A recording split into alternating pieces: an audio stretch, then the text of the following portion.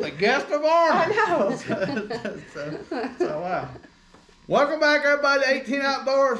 Special guest today, Olivia, Glasgow. Thank you so much for having me. Hey, and one of the things that's getting so popular now, or getting more popular, is more women into the outdoors. And you're kind of very unique, and we're going to talk about that a little bit. But first of all, you killed you a big deer. Yes, finally. On public land. Finally, yes. So there's been a couple of people have had that happen this year. You know, Daniel Williams got his first one on public land. So you have. So tell us the story about it, and we'll get into that, and then we'll talk about some other stuff.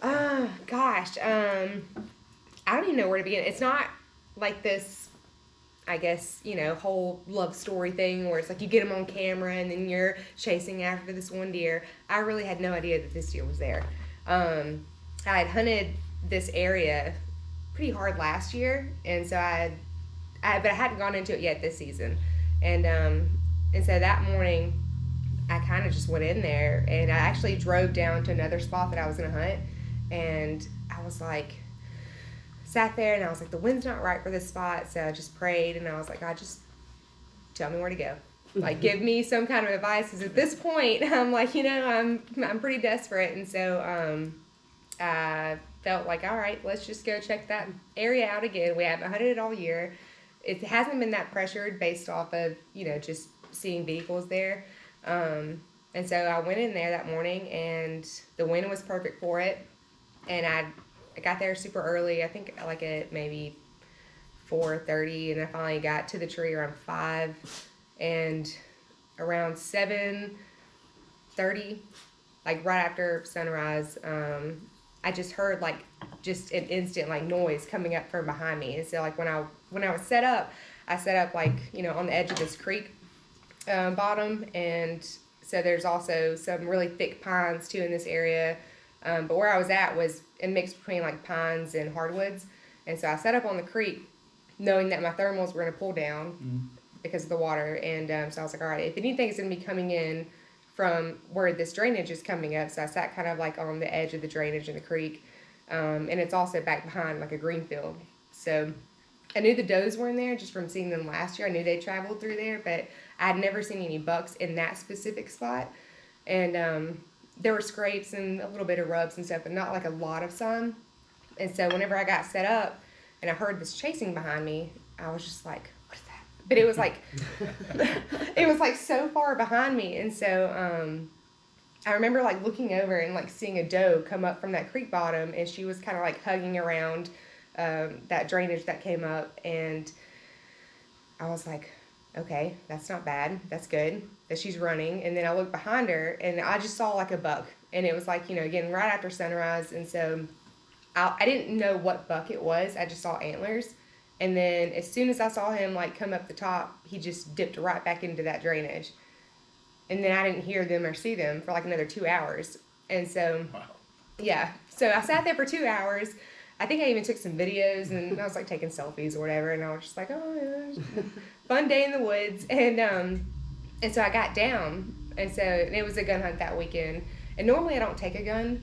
I really prefer to bow hunt, but when it's like 25 degrees or less, that's when I'm like, okay, I'm gonna take a gun, because it gets really hard, especially when you have that many layers on to pull back your bow.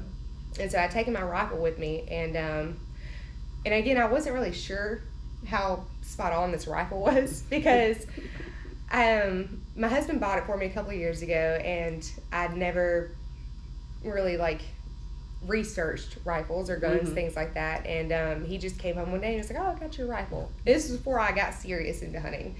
And it's a Savage 6.5 Creedmoor.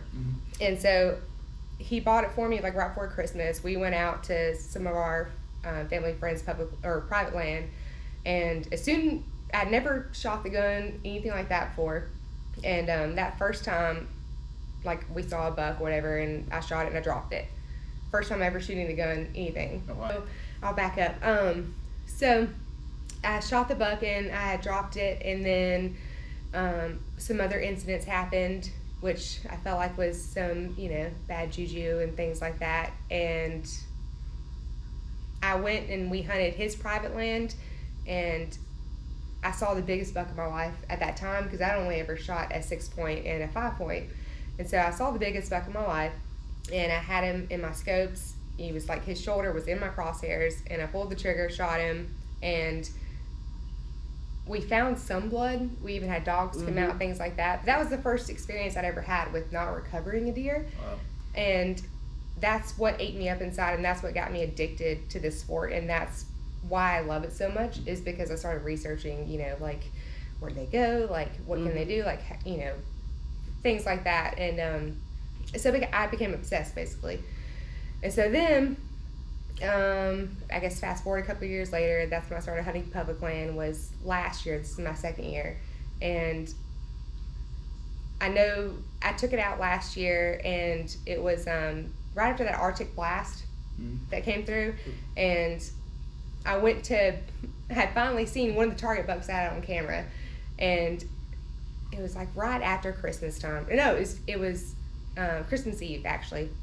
And so like I, you know, got the buck in my crosshairs, and then when I went to pull the trigger, nothing happened. And so I was like, okay, well, you know, I tried to pull it up, put it back down, like the bolt, and tried pressing the trigger again, nothing happened. So that deer finally ran off. And then I tried shooting it again at another buck on private land, and it was a foot off because my husband had changed the scope on it, things like that. So anyways, I resighted it in after that, and I was pretty close to being dead on, but not for sure dead on. And I was still like questioning myself, like, okay, well, I have my rifle with me. I know that I've sighted it in myself. Right. Is it going to be good or not? And I wasn't that confident enough to say, like, yes, I know that I'm going to instantly get to where I want to be, but I know I can at least get like within an inch or two. And so whenever that buck ran up and then ran back down, and after 2 hours I got down, and I was walking, like I kind of came out like to the trail and like where it butts up to that pine thicket, and I put all my stuff down, like I got my stand off my back and everything, and I was like, all right, I'm just gonna walk, because I honestly have more luck just walking and seeing deer than I do actually being in a tree and seeing deer. And so I just started walking. I walked maybe like 20 yards, and I look over like through like a little opening that you could see like where that drainage was, and all of a sudden I see that doe, like she was maybe like 200 yards away. And so when I saw her, I was like, okay, just sneak in a little bit. And this was maybe around like 9:30, 10 o'clock ish. So I snuck in to the edge of that drainage or whatever, and I kind of just sat there. And then I saw that doe, and then all of a sudden I saw like a buck come through, and it was like the biggest buck I'd ever seen. And I was like, oh my God, finally. And so he was maybe like 100, 150 yards away, and I had him in like my sights, but I couldn't get a clear shot on him, and because there's so much thick stuff like in between. And so I got it up, and I finally like had a shot that I felt comfortable with, and so I pulled the trigger. Nothing happened, and I was thinking in my head, I was like, oh my gosh, no, not again. And so I was like, put the bolt up, put the bolt back down, and I'm like just freehanding it too. Like for 45 minutes this went on, and then finally I got a clear shot. So I, pulled the trigger again, nothing happened, and then he had moved, and I couldn't get a shot on him again. And I was watching him, like I just kept him in my scope for the next hour. I watched him, but I could not get a clear shot on him. And so, and again, like with me with this rifle, I felt like I needed to have that clear shot to take it, because I did not feel comfortable enough, just shooting through brush at him. And I didn't want to do that either. Like if I harvest an animal, I want to do it correctly, and I want to do it ethically. So he wouldn't give me that shot. And so finally he had gone. I watched him chase 2 other bucks off of this doe. And so finally I didn't see them for like 45 minutes. And so I kind of got up. I walked 10 feet. And then as soon as I walked 10 feet, like I saw that doe come back through, like on the other side of this drainage or whatever.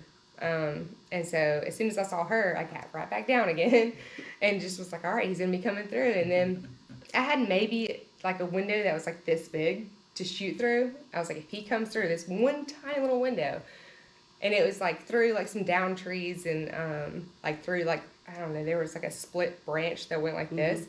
So I was like, if he follows that doe that same exact trail, then I'm gonna be able to get him. And so that's what he did. He walked through, and as soon as he like stepped out and I could see like a clear shot, that's when I was like, all right. And as soon as I like, as soon as I shot, I honestly, I didn't know what happened, because I was like, is he down? Did he run off? Like, I don't know what just happened. Like, it's so thick on the other side of that. He just disappeared. Huh? Yeah, like he vanished. Like, I didn't see him run off. I didn't see him like do the kick. I didn't see anything. And so I was just thinking to myself, like, I missed. Gosh dang. And then like 5 seconds later, I look and I see his head just, you know, the antlers just going like this. And I was just like, oh, like I got him. Like, oh my God. And I was like, no, you're not getting away. And so then, you know, got my scope back up again. And like what's it called? Chambered another. Yeah, I chambered another one, and I shot him again, and then no movement whatsoever after that. And so it was insane to know that I had dropped him for one with that rifle, because again, I was just like, okay, I guess my bad juju's over with at this point, because two, I saw a black fox, you know, in another piece of public land. And apparently that's really bad luck to see one. Or, you know, it's why is that? I don't know. That's just what they say when I googled like black fox sightings, things like that. It was just like, well, apparently like it's, you know, folklore tale, like it's extremely bad luck, bad juju to come across one. Wow. It's extremely rare, but it's also extremely bad luck. And I had nothing but bad luck last year after seeing it. So. Yeah, because I had missed one with my bow. Like, my bow I pulled it, arrow went straight into a tree, and then the Arctic blast came through, and then my gun wouldn't fire, and then, you know, missing another one on private with it going straight up under its belly. And so, as hard as I hunt, and as many days as I hunt, and as, you know, it's year-round for me. So, I think that I was in so much shock that it finally happened that I didn't know what to think. And I didn't want to go look at him either. Like, I was just like, I just want to sit here for a minute, you know, and I was crying, and, you know, I was trying to like video myself. And, but unfortunately, like a lot of TikTok and things like that won't let you post stuff like that. But still, like, it was all the emotions just from 2 years of the grind and the hunting and everything. The blood, sweat, tears, everything that has gone into it, for it to happen that way, like being after a certain buck or animal that you never even thought would happen, because again, it wasn't like a planned thing where I was like, okay, I'm gonna go in here and know he's gonna be coming through here. No, I didn't even know he was gonna be in there. Right. And so it was crazy. Well, you were hunting that area for a reason. You're hunting for a buck, right? So that was always a chance, you know. So you wasn't hunting there just thinking you're just gonna see does or anything, was you? No, I mean, I knew it was the rut, and I knew that there were bucks in that area, but from where I had my campers and stuff, they were like, you know, at least, I don't know, like maybe 400, 500 yards away. Oh, really? From where I had them on camera, and I knew that there was private land that butted up pretty close to this spot. And so that's what I kind of thought. I thought with the wind, the way it was a northeast wind that morning, and so I was like, all right, if I go in here, it was a northwest, and then it switched to like a northeast, and so I was like, all right, if I go in here, then those does are gonna be on that private, and then but they're gonna be down here in this bottom in the morning, and then come up, and then whenever that wind switched, I knew I had the advantage just because of that pine thicket that was right there, you know, to kind of like block my wind from going back to the private in case they crossed from there. So it was just, a lot of people say like hunting is luck, pure luck, which for a lot of people it is, but at the same time it was. You gotta make your own luck. So, yeah, yeah, definitely. That's one thing about you. You didn't give up after 2 or 3 years of doing that, so you're staying with it on the public land. So how long did you wait for you to run up there? I'm still waiting on to see, you know, I mean, points and all this, you know. He's still laying down there. You waiting? So how long did you sit there? I think I sat there. I called my husband, And I told him, and he was just like, "Are you serious?" Because there's been times where I called him, and I had just clear missed, and but he would get excited. So then he was just like, "Do you see him?" And I was like, "I see him.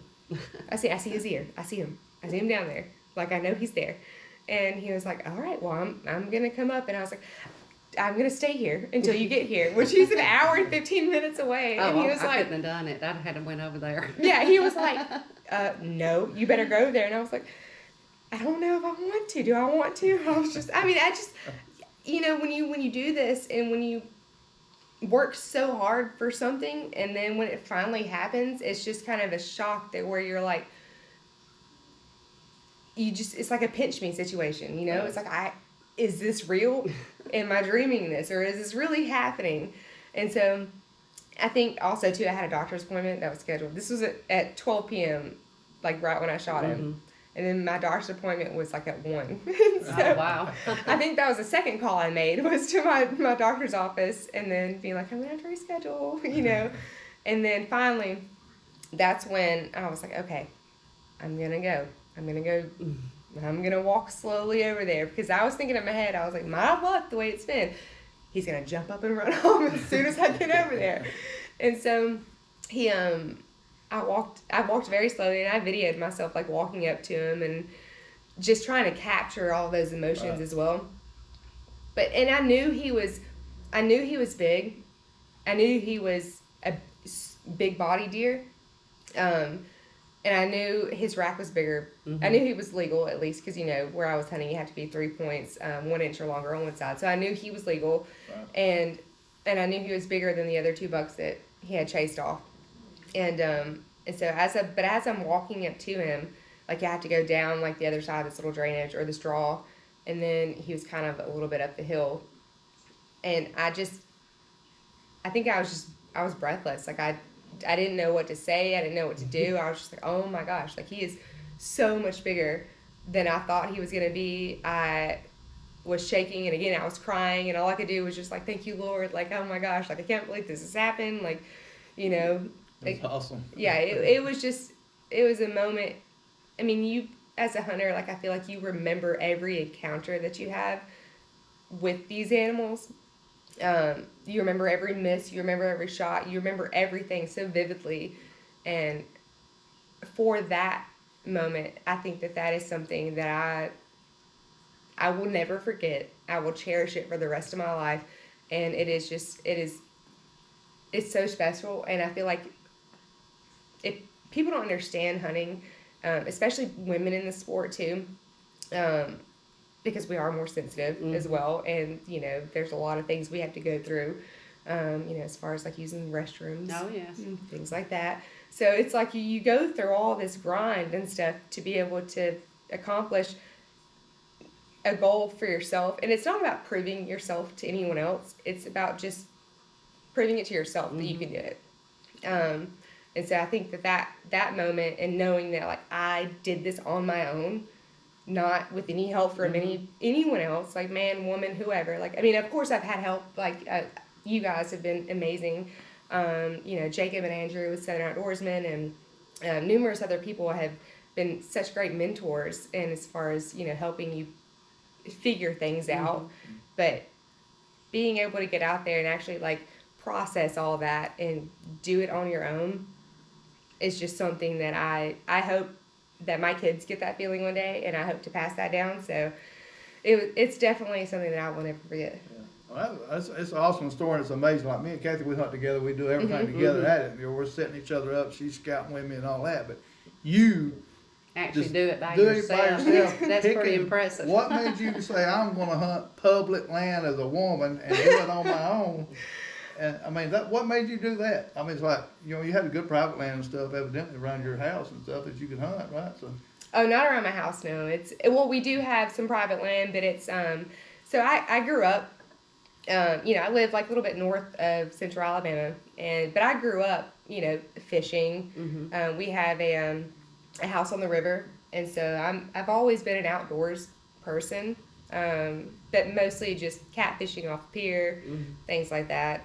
Nothing that serious, but I've always loved being outside.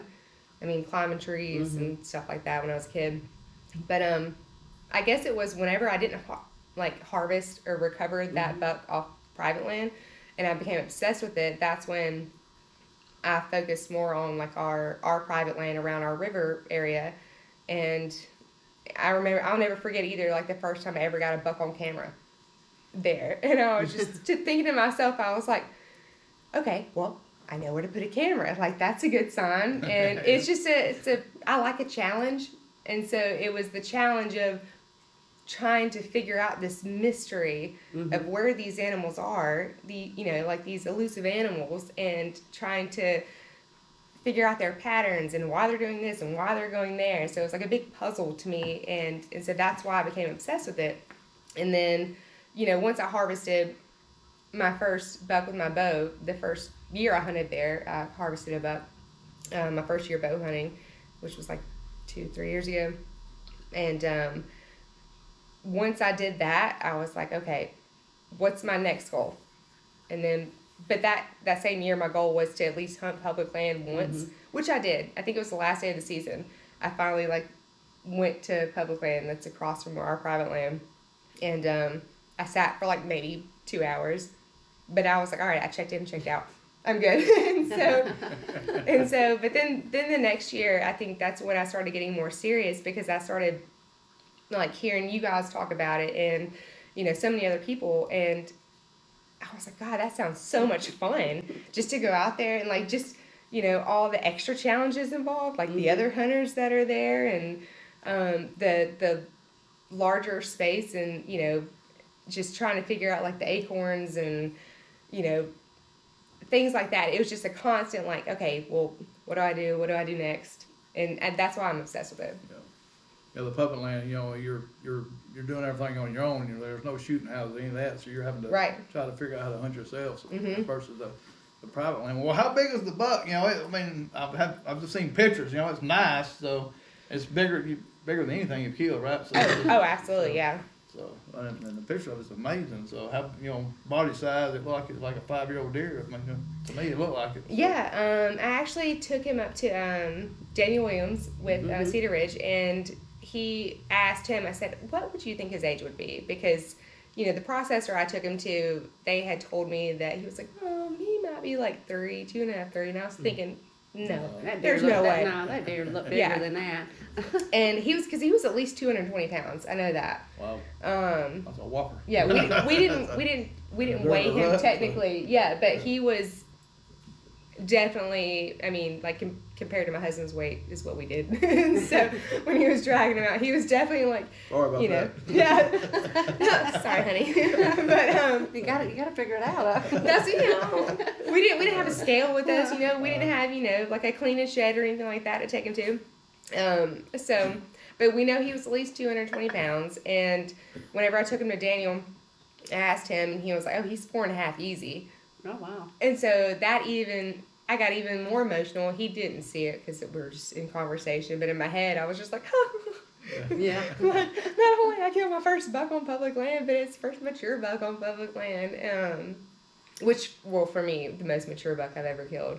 4.5-year-old, that's fantastic, so even on public land, period, so. Yeah, and we haven't scored him, but I asked Daniel, I said, how much do you think he scores? And he said somewhere between 115 and 120.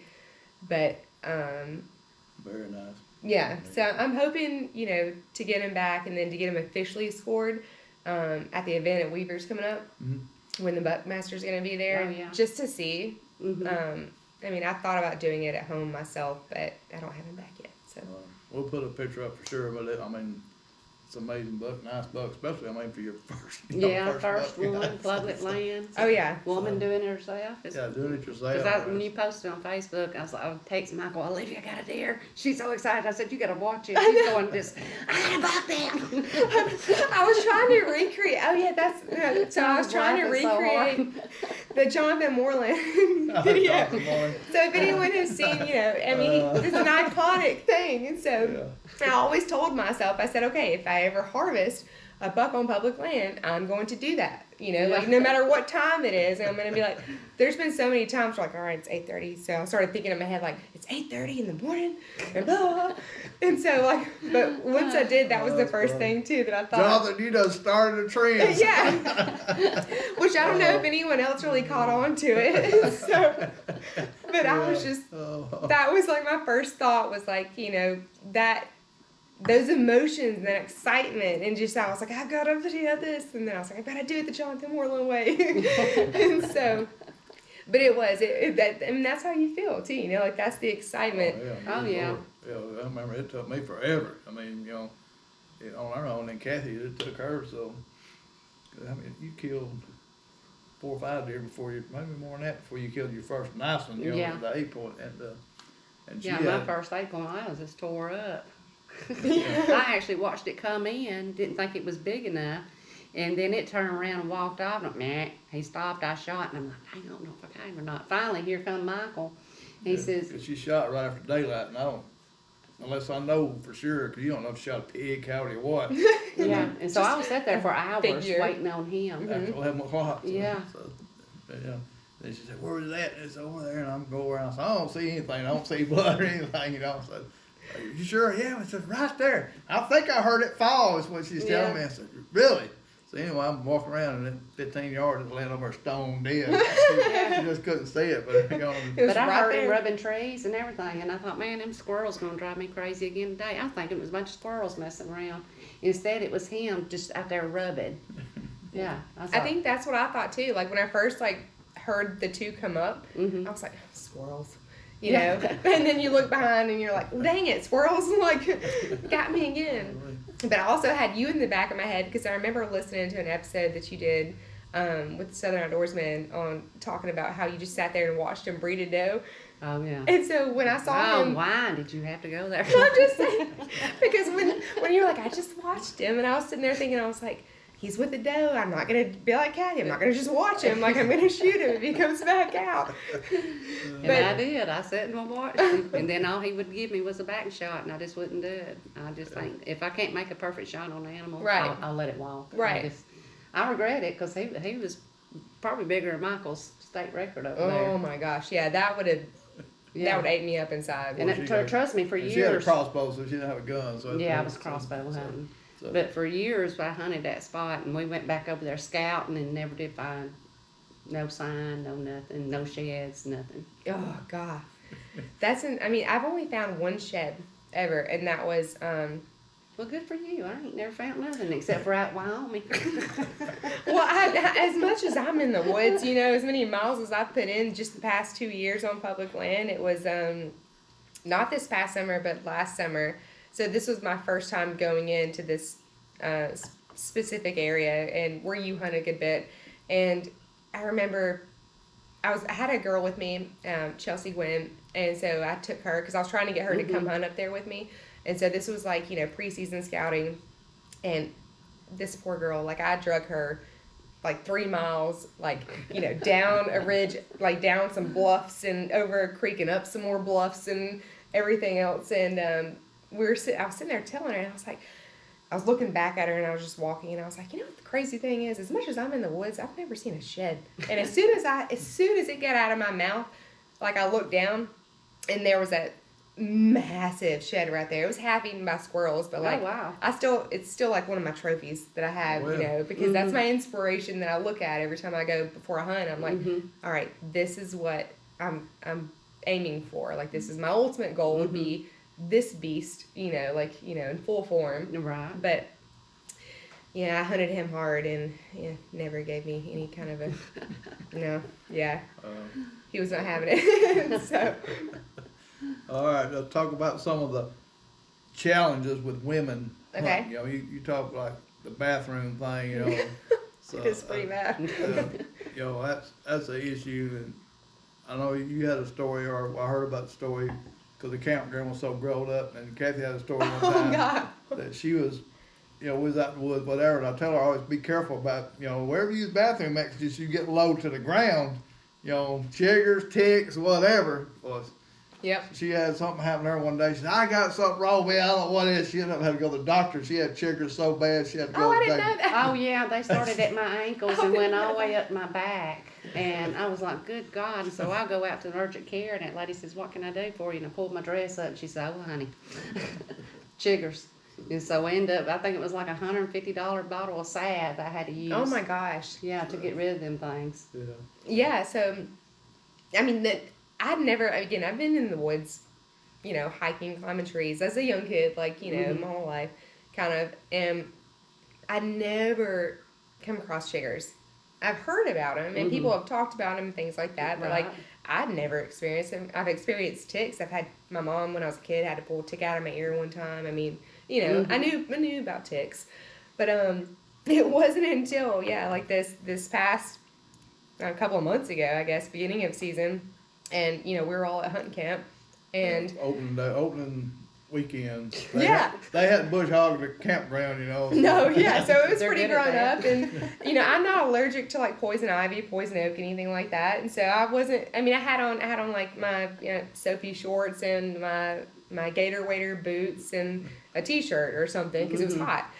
And so I'm just sitting there trekking around my car, doing whatever, waiting on everyone to get there. And then I guess it was like a week after that, I started noticing like all these red bumps, like popping up, like on my arm, and then around my ankles, and then it kept getting worse, and it kept going like up my leg, and I was just sitting there like, what in the world? What is this? And I was like, and they itched so bad, and nobody I mean, I kept Googling. I was like, which, you know, shouldn't Google things, but still, I was Googling. And it's like, you know, Google, red bumps, what is this? And it's I'm like, the world's worst on Google now. and so, yeah, finally I realized that it was chiggers. And what got me, though, was whenever, like, months later, when I saw y'all again at hunting camp, and I was telling y'all about it, and I think the first thing you told me was, well, I knew when you were out there with shorts on, and I was just like, well, why do you say something? You know, like, you're just going to let me get eaten alive by Way chiggers? high grass. Yeah. Late fall. Or I know. late summer, not fall. I'm thinking, well, she'll learn. Well, and I had also used Sawyers, too, and I was spraying that on my skin and everything. And then I think it was Shane Parker was like, you know, that you can't spray that on your skin. Oh, no, Like, it has to be on your clothes only. and I was just like, thanks for telling me that now. Like, so it's yeah, like being a woman, it's, you know, and my family didn't hunt growing up either. Like, no one in my family hunted. Like, I fished. That was about it. But we were water skiers, you know, like we've always grown up around water, things like that. And my husband, he hunts, but he hunts his private land. They have their permanent tree stands. They have trail. They go in, they go out. So they don't really have to worry about stuff. And he never mentioned, I don't think he ever even had a bottle of Sawyers or anything like that until I started turkey hunting, and that's when it, you know, he became aware of it. But so I didn't even know anything about chiggers until, you know, I was 33 years old. So it was a rude awakening, to say the least, but also just, you know, using the restroom in the woods too. Like, again, it's because especially when you're deer hunting, like you're trying to like do mock scrapes and things like that too, and all that. So it's just, and then hoping and praying on public land that there's not a camera around somewhere, because that's another thing too. As a woman, it's like you can't just, you know, can't just be clothed, you know. Somebody hunting close, you not know it or whatever. You're right. Exactly. Your pants down. There's somebody over in a tree. Yeah, exactly. So it's your constant, like, you know, your head's on a swivel looking around. You're like, is there a camera? Is there a person somewhere? Like, I hope not. But In public land, you can't ever tell though. No, it's so hard, and two, it's just a lot of just the social media aspect of it. It's like you're put in this category, whether you are doing it just for the likes, you know, and just for the followers, or whether you're serious about it. Right. The percentage of women who are actually very serious about it is so small. I believe that. Yeah, you can tell by some of them you watched it what they're doing it for or why they're doing it. So that's kind of sad to an extent, but Yeah. But us knowing you and seeing what you do, we understand that, you know, the reality of it, and you're humble in how you're doing it. So but that's the negative part of some of that is some people, it's just somebody trying to get likes or, you know, followers or making money. So, but you, you know, the what you went through and all that, and the biggest thing to me is it's amazing is you're carrying in, you know, you're doing the sticks, and, you know, on the saddle and the platform and all that, and I'd be like, I'm terrified, you know, Kathy, I got her taught with a climber, and I'll do some presets with her with lock-ons and sticks, and I can't imagine watching her or be worried about her putting her own sticks up. Oh yeah. Stuff and get set up in the dark or whatever. And pitch black, dark in the middle of nowhere, because with no service. Yeah. You know, because I walk, you know, get her with a climber or whatever, and I'll always stop and watch and see whether she's going up, you know, knowing that she's good. It took me a while because it's just kind of, because, you know, when I was learning how to do it, you know, we had old-timey stand, homemade stand, all that, and I just remember what we went through to do that, and I'm kind of worried about it now. I'm thinking about you. Hey, she told her dang sticks in, put sticks up in the dark, and all that, you know. And I'm just now starting to do that. Last couple of years with me with sticks, and that's kind of getting used to that. It's completely different than using a climber. And one time with climbing with Kathy, we were at I was Wolf first Creek. teaching her. Yeah, she climbed up, and I went to get her, and she started climbing down. And she got about 12 foot off the ground, couldn't get down. I dropped my platform, Oh, and so I'm just no. hanging up in a tree. Oh no. I told him just go home. I'll be Yeah. fine. She got mad and said, gonna "You just dangle go here." home, come back tomorrow." I said, "No." I said, You're like holding yourself up, I'm just like, holding myself to the tree. I told him, you just go home. There's nothing I can do. My platform's down here. oh yeah. I had to talk her through pulling the rope and getting the platform back up and her feet on it. Because that's when I first started too. You know. Oh, yeah. So, but I mean that's pretty amazing that you're doing that on your own. You know, using sticks and platform and all that. So that's what made you do that, because it's the more mobile thing and the community that you're, you know, I guess the people you started listening to on the podcast and all that, most of them were doing that. That's why. No.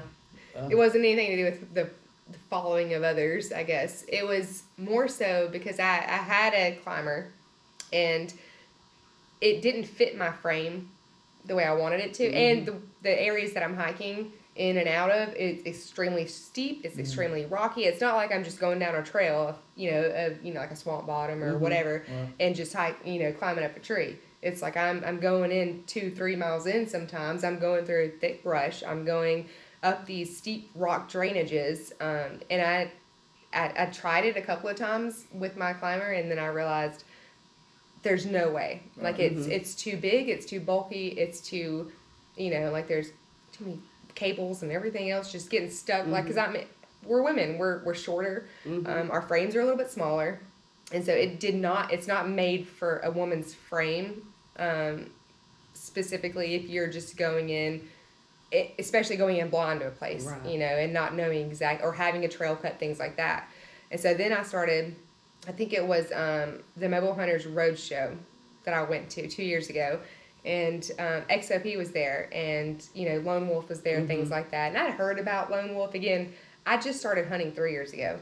And so everything is new to me, you know, like learning how to read maps, learning how to scout, learning sign, learning trees, learning, you know, all that is very new to me. And then when you get to the gear portion of it, it's like a whole nother like can of worms that you're opening up, and you're just like, there's so much to look at. But when I went to that roadshow, that was actually the first time we met you. Was that? Yeah, it was. Yeah. And it was a great event. I think, you know, I think I was the only woman guest there, other than some of the people that were working it. There was and then, maybe 5 women total at that whole event. Right, they were the wives, though, Yeah. the people that were working the event, or like the wives of guests and things like that. I think I was the only one that came in just as a woman, just being like, "Hey, I'm here," you know. And I kind of came in late, sat in the back, because I didn't want to bring attention or anything. I was like, I'm just gonna listen. But anyways, XOP was there, and I seen you sitting over, and I thought, is that Olivia? Because I'd never met you before. Yeah. And then I thought, Michael, is that Olivia? And he said, I don't know. I said, I don't know if it is or not.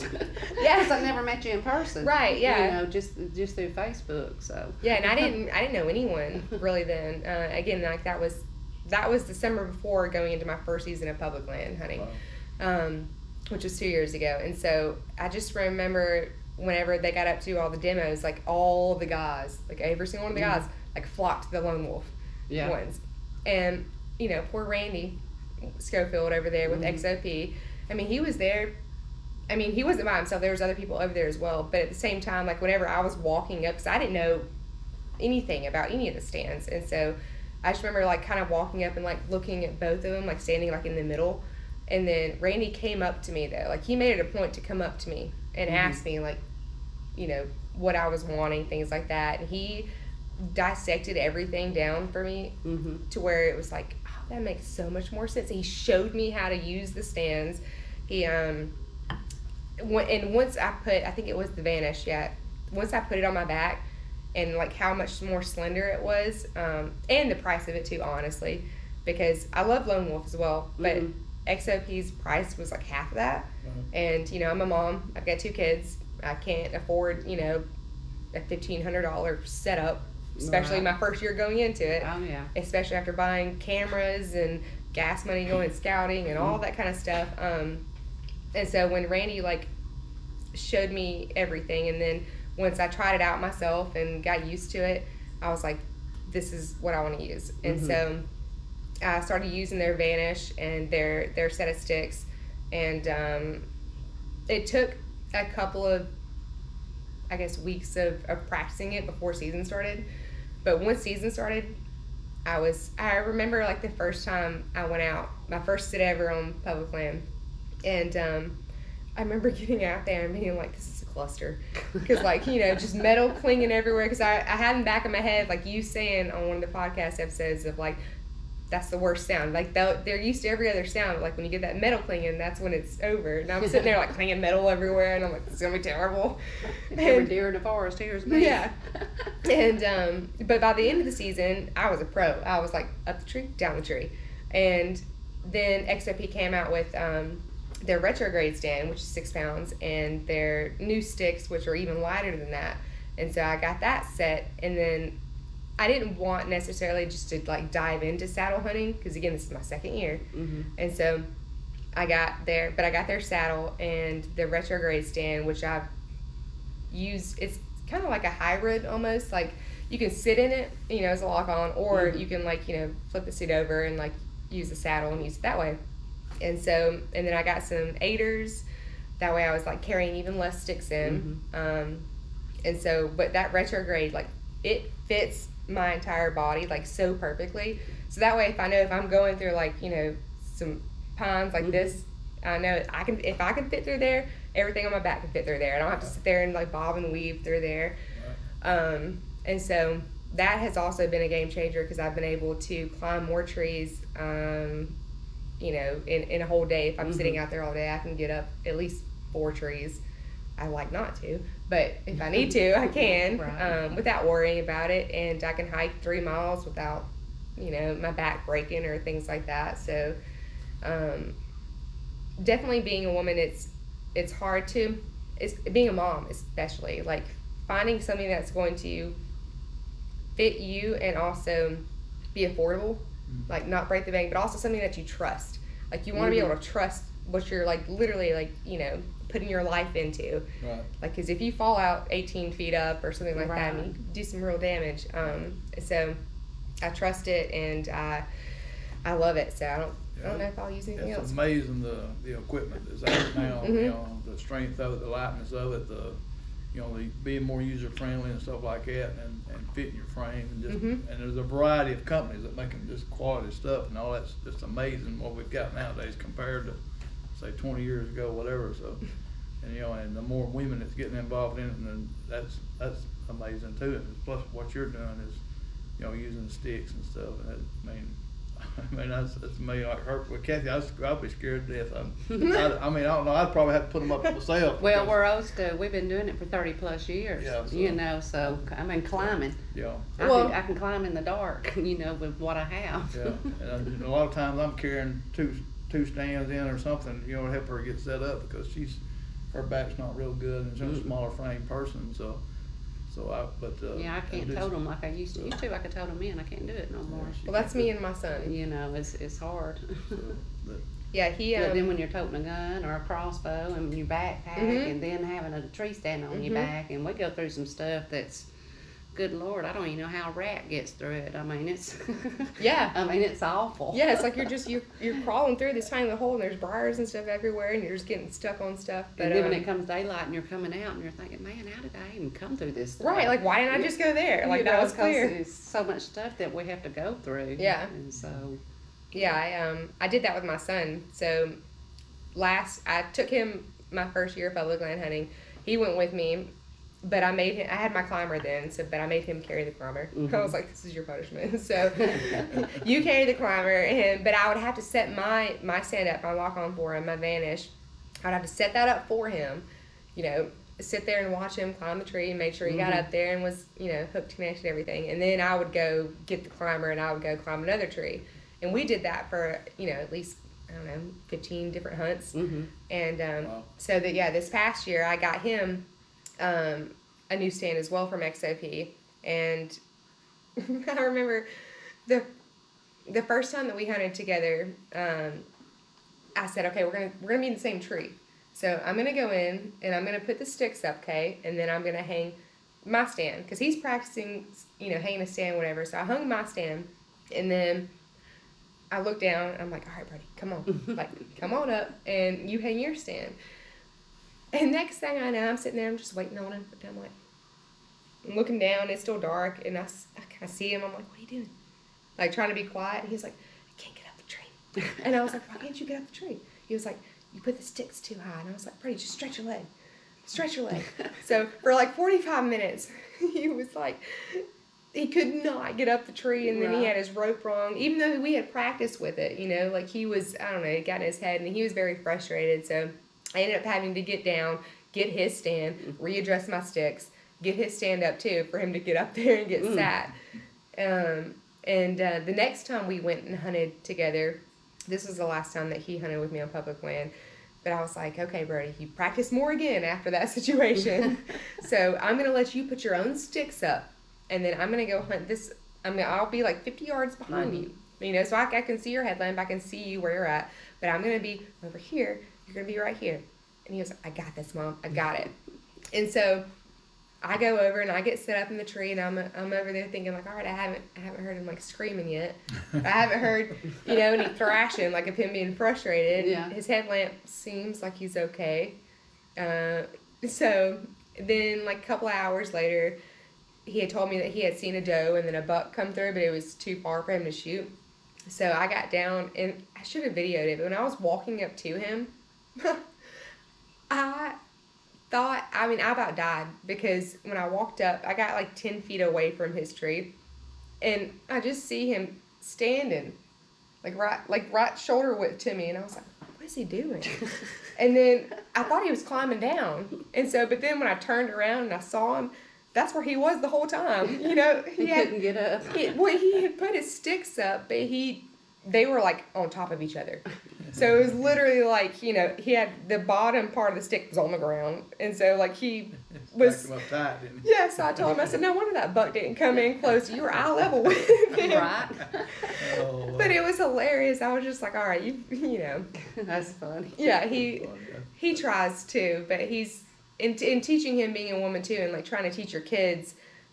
And I think it's different too for my son, because I'm not a man, and so I think he has a lot more respect for the way that I hunt and the way I do things than what he's seen previously. But at the same time, I think it is at least harder, for him to take me seriously. So we butt heads a lot when it comes to that, but it is, I'm trying to get them out there and get them, in the outdoors more. So That's impressive. Again, killing our first buck, Alabama public land, doing it for 2 or 3 years, going through a few struggles, like a lot of us, and making it happen, by yourself, Yes.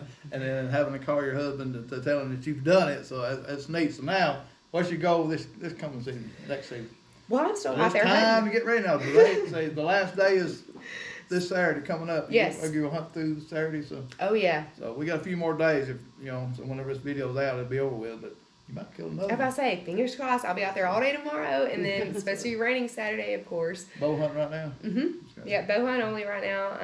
So I've been out there this whole past week, so I plan on getting out there and trying to fill one more tag before season ends. But for next year,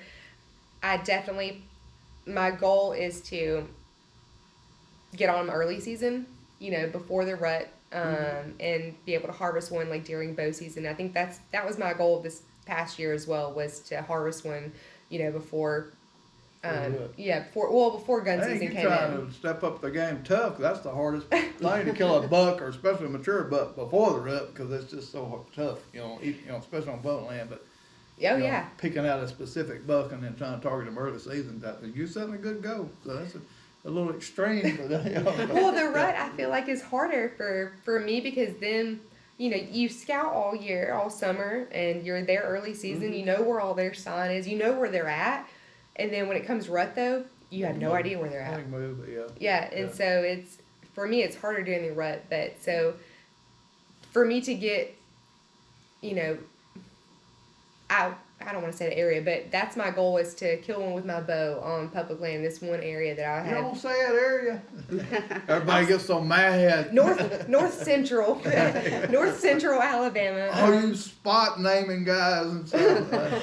I'm not highlighting. I mean, it's 80-something thousand acres. If you're in Oh, Alabama, there it you know is. about it. You know which one it is. It's very vast, but still, like, to be able to harvest one there, just because I don't know, I feel more connected to that place as well, and I've had so many close calls there that I feel like getting one there with my bow would be like the just I agree with you. That's the pinnacle. That's that area, because of all the reputation and all that. I agree with you. So that's a good goal. So yeah. I mean, I don't care if it's I mean, I would love for it to be like a regular book buck, but the chances of that are very slim. But still, I feel like you don't want to put all your eggs in one basket. So I feel like just having like a different goal every year to try to achieve is the main thing. And so that's just kind of where I'm at now that I've gotten one with my rifle off public land.